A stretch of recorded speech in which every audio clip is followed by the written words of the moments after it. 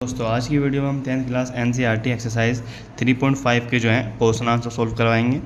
ठीक है दोस्तों, इसमें जो है करवाने से पहले आपको इसका बेसिक आना चाहिए। ठीक है, वो हम अभी बताएंगे। इसमें देखिए, निम्न रैखिक समीकरणों के युग्मों में जिसका एक अद्वितीय हल है, जिसका कोई हल नहीं है, या इसके अपरिमित रूप से अनेक हल हैं, अद्वितीय हल की स्थिति में उसे वरज गुणज विधि से ज्ञात कीजिए। ठीक है, सबसे पहले आपको पता होना चाहिए कि क्या नाम है एक द्वितीयक हल और जिसका कोई हल नहीं, इसको हम किस तरीके से लिख सकते हैं। ठीक है, इसके लिए आपको बुक में यहाँ पे पीछे आना होगा। यहाँ पे देखिए, यहाँ पे ये चीज़ लिखी हुई है कि A1 A2 इक्वल टू बराबर नहीं हो B1 अपॉन के B2, तो हमें यह अद्वितीय हल प्राप्त होगा। यदि A1 अपॉन के A2 B1 अपॉन के B2 और C1 अपॉन के C2 हो, तो युग्म में अपरिमित रूप से अनेक हल होते हैं। और A1 अपॉन के A2 B1 अपॉन के B2 बराबर नहीं होगा C1 अपॉन के C2, तो युग्म का कोई हल नहीं होगा। ठीक है, ये तीनों फॉर्मूले आपको पता होना चाहिए। इसको मैं लिख देता हूँ। इसको सबसे पहले इसमें हमें लिखने से पहले हमें आपको पता होना चाहिए कि हम किसी भी समीकरण को किस रूप में लिखते हैं। हम किसी भी समीकरण को A1 x1 प्लस के B1 y प्लस के C1 इक्वल टू 0 इस रूप में लिखते हैं। और दूसरा क्या होता है A2 अपॉन के x प्लस के B2 अपॉन के y प्लस के C2 इक्वल टू 0। हमें इस रूप का जो है, ये हमारा जो कोई भी समीकरण होता है वो इस रूप में लिखा हुआ होता है। ठीक है, अब इसमें से हम लेंगे, यदि A1 अपॉन के A2 बराबर होगा B1 अपॉन के B2 के, तो अद्वितीय हल प्राप्त होंगे। अद्वितीय हल प्राप्त। ठीक है, और यदि A1 अपॉन के A2 B1 अपॉन के B2 और C1 अपॉन के C2, यदि ये तीनों A1 अपॉन के A2 B1 अपॉन के B2 और C1 अपॉन के C2 तीनों के तीनों बराबर होंगे, तो अपरिमित रूप से अनेक हल होंगे। यहाँ लिखेंगे अपरिमित रूप से,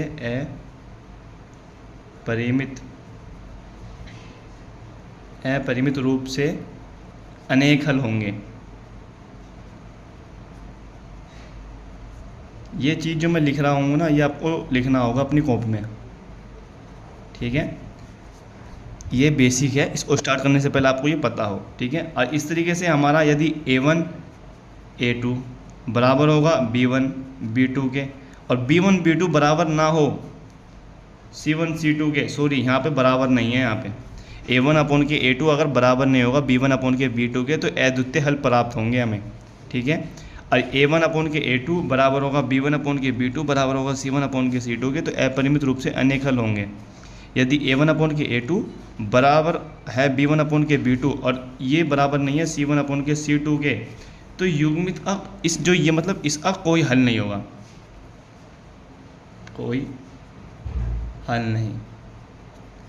ठीक है, इन तीनों कंडीशन में से अगर हमें जो कोई समीकरण दी हुई है, इन तीनों में से अगर जिसको हमें सेटिस्फाई करती है वो, तो उसके हिसाब से हम उसको सॉल्व करेंगे। ठीक है, और एक बार अगर उसका A1 अपॉन के A2 बराबर नहीं बैठ रहा B1 अपॉन के B2 के, तो हम क्या करेंगे अद्वितीय हल के लिए, अद्वितीय हल के लिए, है ना। यहाँ A1 अपॉन के A2 अगर बराबर नहीं है B1 अपॉन के B2 के, तो इसमें हम एक फॉर्मूला होता है वो आपको याद होना चाहिए, वो होता है x अपॉन के B1 C2 माइनस के B2 C1 बराबर होगा y अपॉन के C1 A2 माइनस के C2 A1 बराबर होगा a अपॉन के A1 B2 माइनस के A2 B1। ठीक है, ये माइनस है, सॉरी इसको हटाओ, A1 B2 माइनस के A2 B1। ये फॉर्मूला है। अगर अद्वितीय हल हमारा दिखता है कि A1 A2 बराबर नहीं है B1 B2 के, तो हम इस फॉर्मूले के से हम कर सकते हैं। इस फॉर्मूले से हम कैसे कर सकते हैं, इस फॉर्मूले में जो हमें समीकरण दी हुई होगी, इस समीकरण में से मान उठा उठा के सिर्फ रखना है और सोल्व करना है सिर्फ। ठीक है। चलिए ये बेसिक चीज़ था, आप इसको नोट कर लेंगे अपनी बुक में, सॉरी नोटबुक में, और बढ़ते हैं हम आगे क्वेश्चन की तरफ। चलिए इसमें क्या कह रहा है कि निम्न रैखिक समीकरण में युग्मों में से जिसका एक अद्वितीय हल है, जिसका कोई हल नहीं है, या इसके अपरिमित रूप से अनेक हल हैं। पहली बात तो हमें ये दिया हुआ है, ठीक है, और हमें चेक करना है कि कौन सी समीकरण को सेटिस्फाई करता है, ठीक है, इनमें से कौन सी, तीनों में से कौन सी चीज़ उसे, अगर अद्वितीय हल की स्थिति में है, अगर वो इसकी स्थिति में है, अगर A1 A2 बराबर नहीं है B1 B2 के, तो हमें इस तरीके से सोल्व करना होगा। अगर इसको सेटिस्फाई नहीं कर रहा है, इनमें से किसी को भी सेटिस्फाई कर रहा है, तो हम उसे उस सवाल को वहीं छोड़ देंगे, ठीक है। और देखो ये जो समीकरण दिया हुआ है x माइनस के 3y माइनस के 3, यहाँ पे इसका मतलब क्या हुआ कि A1 x1 यानी कि A1 की वैल्यू कितनी आई, यहाँ पे 1 होता है, ठीक है। इस तरीके से A2 की वैल्यू कितनी आई 3, B1 की वैल्यू कितनी आई 3, C की वैल्यू कितनी आई माइनस के 3, यहाँ पे माइनस निशान लेते हुए चलेंगे। B2 की वैल्यू कितनी आई माइनस के 9, C2 की माइनस के 2, ठीक है। इस तरीके से ये इस देखो ये चीज़ जो है इस समीकरण को सेटिस्फाई करनी चाहिए बस।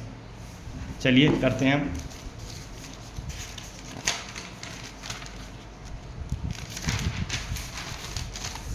इस क्वेश्चन को मैं आपके लिए लिख देता हूँ। ये क्वेश्चन है हमारा, x माइनस के 3y माइनस के 3 इक्वल टू 0, 3x माइनस के 9y माइनस के 2 इक्वल टू 0, ठीक है। ये क्वेश्चन है। मैंने अभी आपको बताया था कि A1 x1 प्लस के B1 y1 प्लस के C1 इक्वल टू 0 और A2 x2 प्लस के B2 y2 प्लस के C2 इक्वल टू 0। इस समीकरण, ये जो समीकरण है इस समीकरण से सेटिस्फाई हो, ठीक है। अब हम देखेंगे कि A1 अपॉन के A2, A1 अपॉन के A2 का मान कितना आ रहा है। A1 अपॉन के A2, A1 कितना है, A1 यहाँ पे जहाँ लिखा नहीं होता वहाँ 1 होता है, ठीक है। तो A1 कितना है 1, A2 कितना है 3। सिर्फ हमें x नहीं लेना, क्योंकि ये वाला x, ये वाला x ख़त्म, इससे ये ख़त्म, तो 1 अपॉन के 3 बच गया, ठीक है। अब B1 अपॉन के B2 सबको अलग अलग निकालना है। B1 अपॉन के B2 कितना है, तो माइनस के 3 अपॉन के माइनस के 9, ठीक है। ये वाले माइनस से ये वाला माइनस ख़त्म हो जाता है, आपको पता होगा, ऊपर नीचे माइनस होता है तो एक दूसरे से कट जाते हैं। 3 कम 3, 3 3 जा 9, यानी कि 1 अपॉन के 3। तो B1 अपॉन के B2 कितना है 1 अपॉन के 3। अब देखेंगे C1 अपॉन के C2, C1 अपॉन के C2 कितना आ रहा है माइनस के 3 अपॉन के माइनस के 2, माइनस के 3 अपॉन के माइनस के 2, यानी कि वाले माइनस से माइनस ख़त्म, बचेगा कितना 3 अपॉन के 2, ठीक है। अब हम देख पा रहे हैं कि ये चीज़ क्या है कि ये दोनों तो सेम है, ये सेम नहीं है, ये दोनों सेम है और ये सेम नहीं है। तो हम इसको किस तरीके से लिख सकते हैं, A1 अपॉन के A2 बराबर है B1 अपॉन के B2 के, लेकिन ये बराबर नहीं है C1 अपॉन के C2 के, ठीक है। ये चीज़ हमने लिख दिया। और ये अभी मैंने आपको बताया था A1 अपॉन के A2 बराबर होगा B1 अपॉन के B2 और बराबर नहीं होगा C1 अपॉन के C2 के। तो हमें कौन सी वो हो जाएगी लागू, देखो ये वाली सेट हो रही है ना, तो इसका कोई हल नहीं होगा, कोई हल नहीं, ठीक है।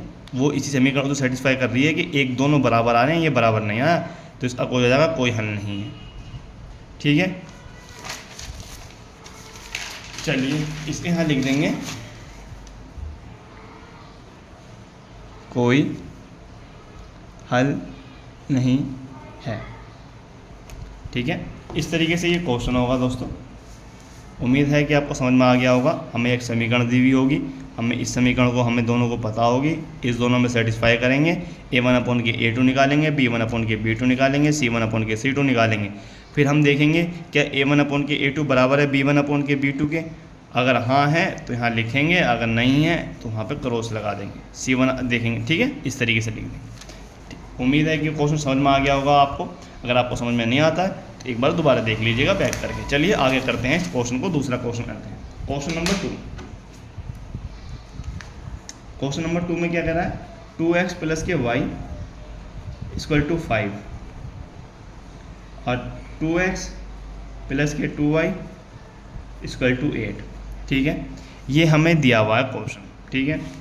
मैं आपको दिखा देता हूँ, एक सेकंड। देखो 2x प्लस के y और सॉरी यहाँ 3 है, ये होता है बस 3x प्लस के 2y इक्वल टू है। ठीक है,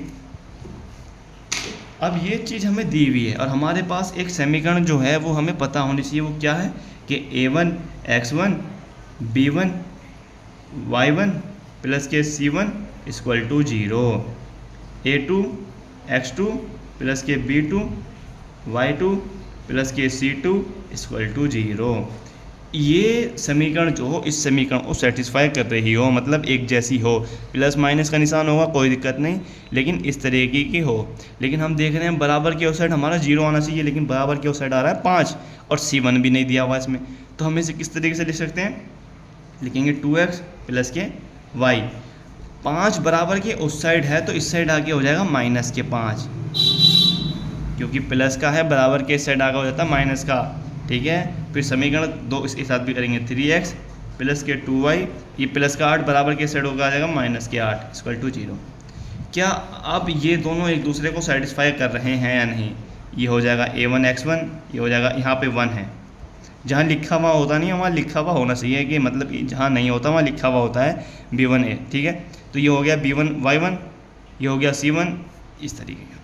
अब हमने इस तरीके से सेटिस्फाई कर लिया। अब हमें क्या निकालना है, a1 अपॉन के a2, फिर b1 अपॉन के b2, फिर c1 अपॉन के c2, इस तरीके का हमें निकालना है। तो हमारा a1 अपॉन के a2 कितना, ये है a1, ये है b1, ये है c1, ये है a2, ये है b2, ये है c2। इस तरीके से आपको पता चल गया होगा। ठीक है, a1 कितना है 2, a2 कितना है 3, हमने लिख दिया। b1 कितना है, b1 है 1, ओनली 1, क्योंकि y से y ख़त्म हो जाएगा ना, तो ओनली 1, b1 की जगह कितना है 1, b2 की जगह कितना है 2, y नहीं लिखना है। ठीक है, y नहीं लिखना, ओनली 1 अपॉन के 2। c1 कितना है माइनस के 5 और माइनस के 8। ठीक है, ये ख़त्म, तो ये कितना आ गया 5/8। जब ऊपर नीचे माइनस होते हैं तो ये वाला माइनस ख़त्म हो जाता है। अब हम देख पा रहे हैं कि a1 जो है, a1 a2 बराबर नहीं है b1 b2 के, a1 a2 बराबर नहीं है b1 b2 के। ठीक है, ये हम देख पा रहे हैं। तो इसमें हमने आपको क्या दिखाया था कि अपरिमित रूप से अनेक हल होंगे इसके, अपरिमित नहीं, इसमें नहीं, हमने क्या दिखाया था अभी हम आपको दिखा देते हैं दोस्तों। ऐसा है, हाथों हाथ क्लियर हो जाए तो बहुत अच्छी बात है। एक सेकंड, देखो, जहाँ a1 a2 बराबर ना होगा b1 b2 के, तो अपरिमित अद्वितीय हल प्राप्त होंगे, अद्वितीय हल प्राप्त होंगे। और अद्वितीय हल प्राप्त होंगे तो उसके लिए हमने वाला फॉर्मूला बताया था। ठीक है, तो यहाँ लिखेंगे अद्वितीय हल प्राप्त होंगे, अद्वितीय हल प्राप्त होंगे। ठीक है, इतना लिखने के बाद अब इसके बाद हम वो वाला फॉर्मूला लगाना है। ठीक है, चलिए करते हैं। उम्मीद है कि इतना आपको समझ में आ गया होगा। कुछ नहीं है दोस्तों, बस a1 a2 b1 b2 c1 c2 का मान रखना है और हमें देखना है कि कौन सी समीकरण को सेटिस्फाई कर रही है। ये इसको सेटिस्फाई कर रही है तो ये अद्वितीय रूप से अलिंग हल होंगे। अब फॉर्मूला लगाएंगे सिर्फ इसमें। ठीक है, अब इसमें फॉर्मूला लगाएंगे, वो फॉर्मूला मैंने अभी आपको बताया था। ठीक है दोस्तों, अब इसमें जो है आपको देखो, यहाँ पे आपको पता चल गया होगा कि a1 कितना है 2, b1 कितना है 1, है ना, और c1 कितना है, c1 ये 5 बराबर के साइड होकर आ जाएगा माइनस के 5। ठीक है, इस तरीके से हमने ये चीज़ जो है, ये वाला फॉर्मूला लिखा पहले, क्योंकि वहाँ पे कोई वो नहीं ना है तो मर्ज गुण से करेंगे। तो यहाँ पे देख रहे हैं कि a1 2 कर दिया, b1 1 कर दिया, c1 माइनस के 5, a2 3, b2 2 और c2 माइनस के 8। ये हम अपनी तरफ से नहीं लाए हैं, ये जो है हम इसमें से लाए हैं। देखिए यहाँ से लाएं कि a1 हमने माना था इसको 2, b1 कितना है यहाँ पे 1, c1 कितना है बराबर की साइड ले आए तो माइनस के 5, a2 कितना है 3, b2 कितना है 2 और c2 कितना है माइनस के 8। ठीक है, ये चीज़ हमने उस साइड रख दी ताकि हमें दिख रहा है कि हम फॉर्मूला लगा रहे हैं और फॉर्मूले में हमें ये मान की ज़रूरत पड़ जाएगी। ये फॉर्मूला है हमारा। ठीक है, इसमें हमें मान रखना है। अब x अपॉन के B1 कितना है, B1 है 1 इंटू C2 कितना है -8, इसको हम ब्रैकेट में लिख लेते हैं, ठीक है, माइनस के। B2 कितना है, B2 है 2, C1 कितना है, C1 है -5, ठीक है। इस तरीके से हमने ब्रैकेट में लिख लिया, बराबर y, C1 कितना है, C1 है -5 इंटू A2 कितना है, A2 है 3, ये हमने ब्रैकेट में लिख दिया माइनस। C2 कितना है, C2 है -8 इंटू A1 कितना है 2, ठीक है। सिर्फ आप मान रखते जा रहे हैं, वहाँ पे आपको मान रखना आता होगा, 10th क्लास में हैं आप। 1 अगर नहीं आता तो यहाँ देख लीजिए। फिर A1 कितना है, A1 है 2 इंटू, इन दोनों के बीच में होता है इंटू, ठीक है, इन दोनों के बीच में क्या होता है, इंटू। अब A कितना है 2, B2 कितना है 2 माइनस के, A2 कितना है 3 और B1 कितना है, B1 है 1, ठीक है। इस तरीके से हमने रखा। अब हम इसको सोल्व करेंगे। माइनस के 8 की 1 में गुणा करेंगे तो -8 हो जाएगा, और माइनस के 5 मतलब 5 दूनी 10, और माइनस का ये यहाँ पे आ गया, देखो माइनस का 10 बराबर y -15, क्योंकि माइनस जो निशान रहेगा वो रहेगा ही। और यहाँ देखो माइनस के 8 दूनी 16, माइनस के 16, 1/4, 2 दूनी 4, और माइनस के 3 एकम 3, ठीक है दोस्तों। उम्मीद है कि आपको समझ में आ रहा होगा, क्योंकि जो देखो माइनस इंटू प्लस होता है माइनस, ये फॉर्मूला आपको पता होगा ही, नहीं होगा तो आप पहले वाली वीडियो देख लेंगे तो आपको समझ में आ जाएगा। x/के -8, और देखो माइनस इंटू माइनस होता है प्लस, माइनस इंटू माइनस होता है प्लस, और 10 का 10। आपको ये फॉर्मूला पता होना चाहिए। माइनस इंटू माइनस होता है प्लस, प्लस इंटू माइनस होता है माइनस, ठीक है। अभी 2 ही बता रहा हूँ, 4 हैं ये। प्लस इंटू माइनस होता है माइनस, ठीक है, ये फॉर्मूला होता है। अब यहाँ आ जाइए y/के -15, माइनस इंटू ब्रैकेट का मतलब होता है into, minus into minus plus 16 equal to 1/के, 4 में से 3 गया 1, ठीक है। x/के 10 में से माइनस के 8 गया तो 2, यहाँ आ जाओ y/के माइनस के 15 में से प्लस का 16 गया 1, और 1/के 1 है ही आपका, ठीक है। तो यहाँ से आपको क्या दिख रहा है कि x बराबर 2 आ गया, x बराबर 2, और y बराबर 1, ठीक है। आप कहोगे कैसे, तो भाइयों 10th क्लास में हैं आप, देखिए ये इसके बराबर होगा 1/के 1 के, ठीक है।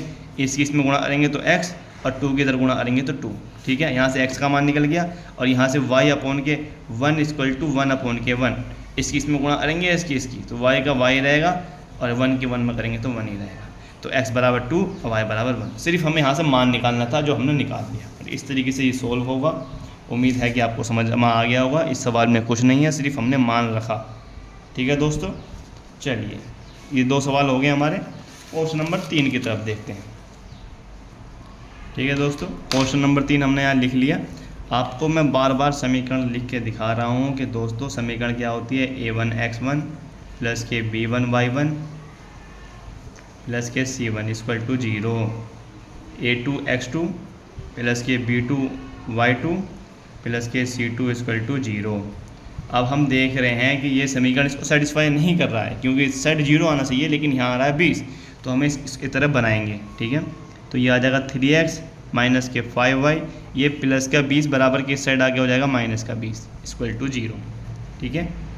अब 6x माइनस के 10y इक्वल टू माइनस के 40, सेम चीज़, प्लस है यहाँ पे बराबर के साइड आगे माइनस का 0। यहाँ से हम देख रहे हैं, देखो अब मैं आपको दिखा देता हूँ। इसको बोलते हैं a, इसको बोलते हैं a2, a1 a2, इसको बोलते हैं b1, इसको बोलते हैं c1, इसको बोलते हैं b2, ठीक है।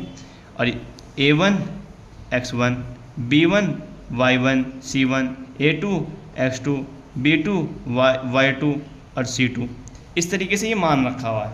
ठीक है, अब आप देखिए कि a1 अपॉन के a2 निकालना है हमें, a1 अपॉन के a2। तो a1 की जगह कितना है, a1 की जगह है 3, b2 की जगह कितना है 6, 3 एकम 3, 3 दूनी 6, आपको काटना आता ही होगा। ठीक है, ऐसे काटते हैं, काटना आता होगा, 3 के टेबल पढ़ेंगे, 3 एकम 3 और 3 2 6। ठीक है, इस तरीके से आ गया। अब b1 b1 अपॉन के b2 निकालना है। तो b1 अपॉन के b2, b का 1 इतना है 5, अब b2 कितना है 10, 5 एकम 5, 5 दूनी 10, तो ये भी आ गया 1 अपॉन के 2। अब निकालना है c1 अपॉन के c2। c1 कितना है माइनस के 20 और c2 माइनस के 40। ठीक है, अब हम देखें इस तरीके का सवाल लेगा ना तो क्या करेंगे, जब ऊपर नीचे माइनस होगा तो ये वाला माइनस, ये वाला माइनस खत्म, ऊपर नीचे जीरो होंगे, ये वाले जीरो से ये जीरो खत्म, 2 1 ज़ा 2 और 2 2 ज़ा 4, यानी कि इसमें भी आ जाएगा 1 अपॉन के 2। या आप ऐसे भी कर सकते हैं, 20 का डबल होता है 40, तो ऊपर 1 नीचे 2। ठीक है, अब हम देख रहे हैं कि तीनों के तीनों बराबर हैं, कि a1 बराबर a1 a2 बराबर है b1 अपॉन के b2 के, बराबर है c1 अपॉन के c2 के, ये तीनों एक दूसरे के बराबर हैं। तो इसके अपरिमित रूप से जो हैं वो होंगे, हल होंगे कैसा है, मैं आपको किताब में ही दिखा देता हूँ दोस्तों, आपके लिए इतना तो कर ही सकते हैं।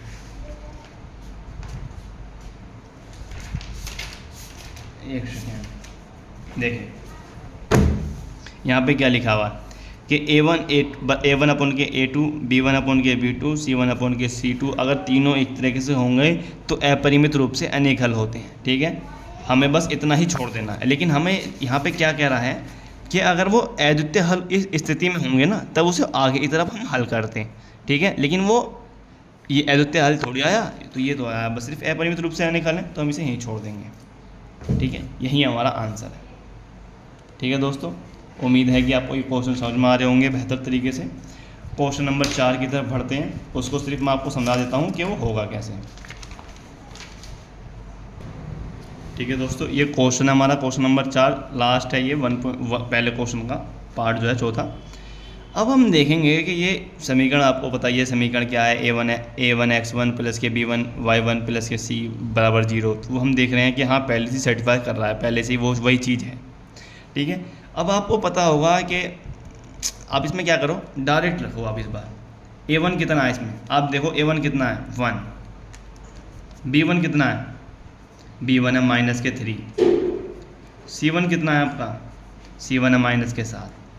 यहाँ आ जाओ, a2 कितना है, a2 है 3, b2 कितना है माइनस के 3, c2 कितना है माइनस के 15। ठीक है, हमने मान रख दिया। अब मैंने अभी आपको बताया जहाँ नहीं होता कुछ वहाँ एक होता है। ठीक है, अब हमें क्या निकालना है, a1 अपॉन के a2।